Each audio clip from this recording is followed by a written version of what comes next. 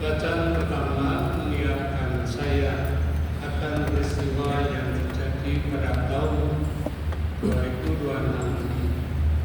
Saya ingat beberapa waktu lalu ada saudara-saudara kita yang bekerja di Kamboja. Mereka terpaksa di Kamboja entah karena terpaksa, entah karena pendidikan dari orang lain, dan mereka tidak lepas dari kesulitan yang dihadapi karena mereka diminta untuk melakukan sesuatu yang tidak baik untuk merugikan pribadi-pribadi lain dimanapun mereka berada.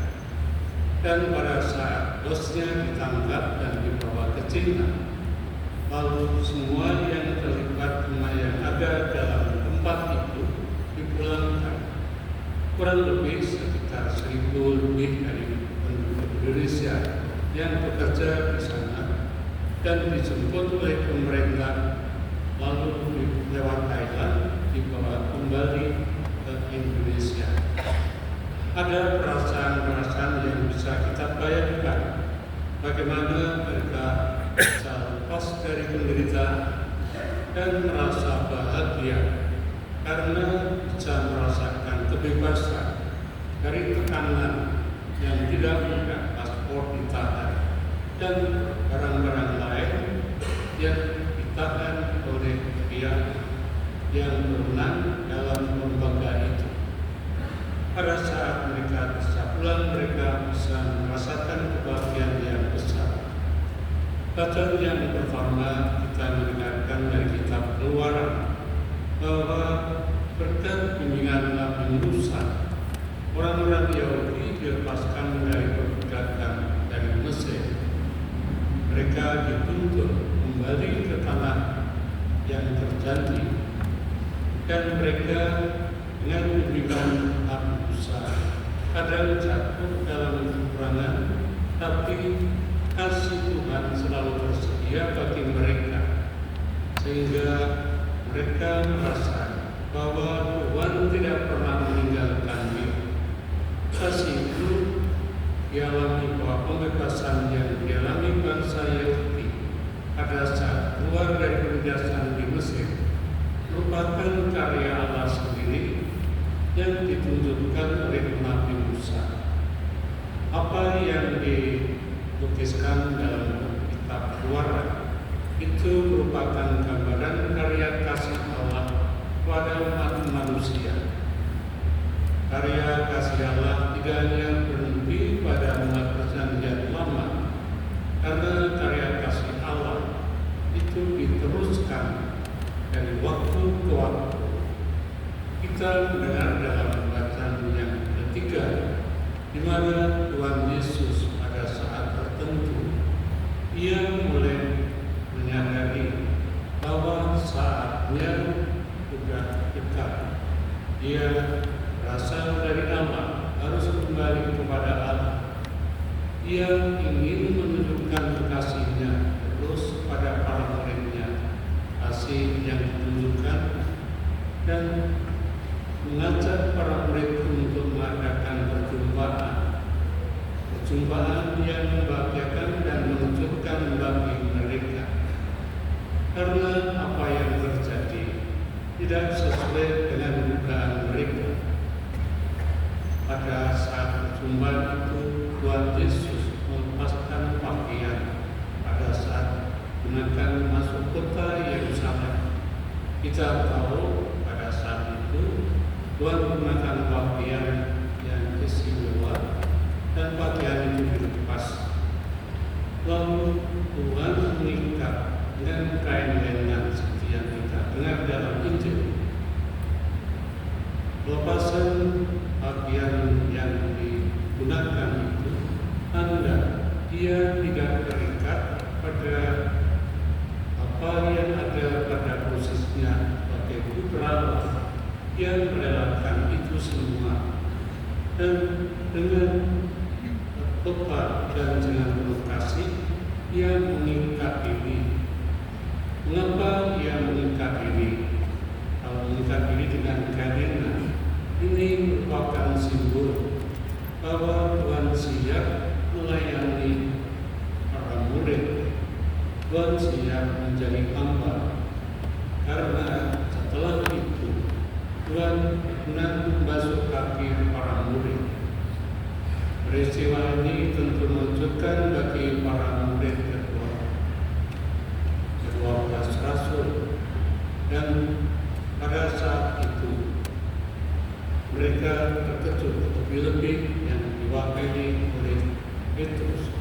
Dan Petrus mengungkapkan bahwa Tuhan sekali-kali tidak akan mencuci kaki saya.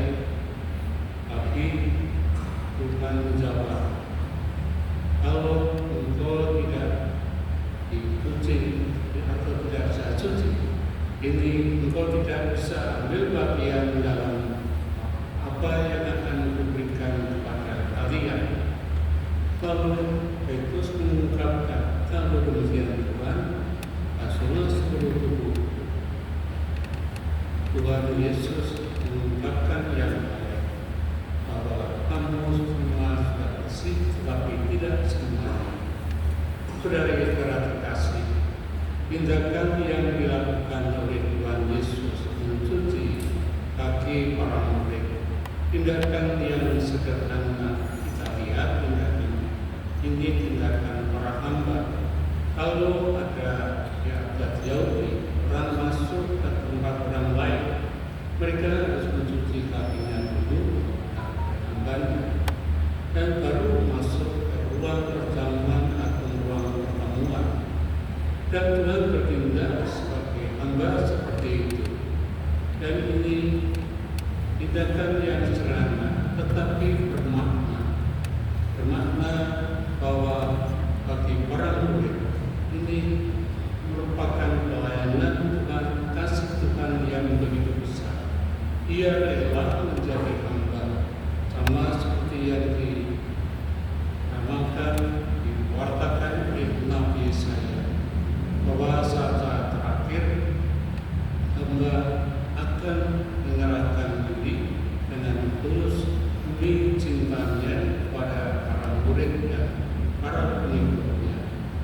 Saudara-saudara terkasih, apa yang dilakukan Tuhan? Lalu Tuhan mengungkapkan setelah mereka dicuci semua, aku melakukan ini. Engkau merebut aku, guru dan tuan.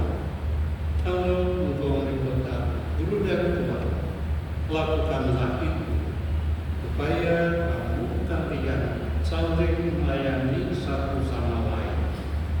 Saudara-saudara terkasih, ini merupakan kata-kata warisan yang sangat berharga bagi para rasul yang ada dalam peristiwa itu, dan mereka merasa bahwa sabda Tuhan ini merupakan pesan yang harus dilakukan dalam kehidupan mereka, dalam kehidupan selanjutnya.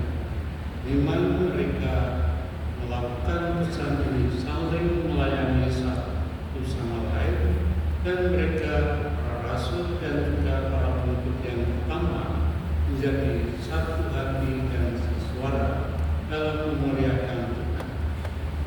Saudara-saudara terkasih, apa yang dilakukan dan dipesankan oleh Tuhan Yesus itu juga kita dengar dengan kalimat yang lain dalam bacaan yang kedua, di mana dalam bacaan yang kedua kita mendengar bahwa Paulus mengungkapkan, apa yang telah kuteruskan padamu ini telah diterima dari Tuhan, bahwa Tuhan Yesus pada malam yang diserahkan mengambil roti, dan setelah mengucap syukur atasnya, ia mengucapkan roti itu seraya berkata, bila tubuhku yang diserahkan bagimu, perbuatlah ini untuk menyenangkan aku.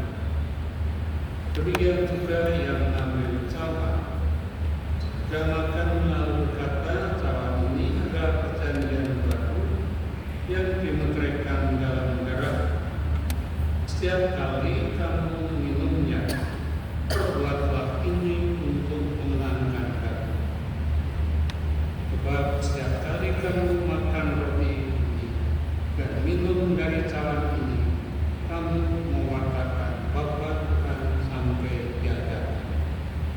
Saudara terkasih, pesan Tuhan Yesus, pengorbanan diri Tuhan Yesus yang tulus dan total kita penuhi dalam setiap kali kita merayakan Ekaristi, sama seperti pesan Paulus pada umat di Korintus. Setiap kali kita merayakan Ekaristi, kita tidak hanya mengenang pengorbanan cinta Tuhan atau kasih Tuhan kepada kita, tapi sekaligus menghadirkan sekali lagi apa yang dilakukan Tuhan Yesus dalam akhir kehidupannya pada saat Ia menderita dan wafat di salib demi cintanya pada kita. Saudara terkasih, kalau Tuhan meminta pada kita dan juga para rasul untuk mengayapi kasih dalam kehidupan kita, kasih itu bisa kita wujudkan dalam kehidupan kita. Kasih tanpa perbuatan yang nyata itu sia-sia, kata Santo Yakobus. Kasih perlu kita wujudkan tidak selalu dengan hal-hal yang besar, tapi peristiwa yang pekerjaan yang sederhana seperti yang dilakukan mencuci kaki para rasul. Kita bisa mengungkapkannya dengan cara lain. Kita bisa memilih sesuai dengan keadaan kita. Entah kita minta maaf, kita bersyukur pada orang yang membantu kita, atau kita mengungkapkan kata-kata yang mendekatkan diri kita pada sesama, bukan kata-kata yang membuat jauh, membuat jarak, tapi yang mendekatkan kita pada orang lain, sehingga suasana damai dan kesatuan hati itu bisa mendekatkan kita, dan kita bisa merasa bahagia. Saudara terkasih, kasih itu menjadi identitas, menjadi diri bahwa kita murid Kristus dalam kehidupan kita. Kita sadar bahwa mewujudkan kasih tidaklah mudah. Kita bergulat dengan ego kita, dengan diri kita, juga termasuk diri saya. Kadang saya bergulat juga, dan tidak mudah dalam kehidupan kita mewujudkan kasih secara tulus dan penuh. Dan kita bisa mewujudkan itu. Kita tidak bisa mengandalkan diri kita. Kita perlu membuka diri terhadap Roh Allah yang diutus oleh Allah Bapa dan Allah Putra untuk menyertai dan menerangi kita. Kalau kita membuka mata hati kita, mata iman kita, kita akan bisa kuat dan kita mampu untuk mewujudkan kasih dalam kehidupan kita. Marilah kita mohon, semoga kita semua diteguhkan oleh Roh Kudus dalam kehidupan kita, sehingga kita bisa mewujudkan kasih dan kita bersama orang lain kita bisa berbahagia dan hidup kita bisa menjadi terang bagi sesama kita. Kemuliaan